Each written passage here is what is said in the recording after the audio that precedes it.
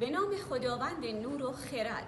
گر جهان بحر شود موج زند سر تا سر، من به جز جانب آن گنج گوهر می نروم. اینجا موزه شهاب سنگ و سنگ‌های قیمتی شهر یزد می باشد. همینجور که مشاهده می کنید این موزه در سال 97 افتتاح شده و یک موزه و مکان دیدنی خصوصی هست. در این موزه سنگ‌های بسیار زیبا و قیمتی وجود دارند که هم قدمت تاریخی دارند و هم ارزشمند هستند و بسیار کمیاب.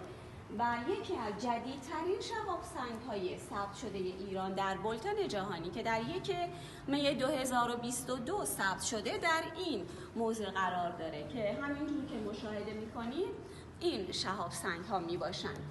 انواع مختلف سنگ‌ها در این موزه هستند که بسیار هم جنبه آموزشی هم برای عزیزانی که علاقه‌مند هستند به این هیته سنگ شناسی وجود داره. من از همه شما دوستان و عزیزان دعوت می‌کنم که حتما به دیدن این موزه بیایید.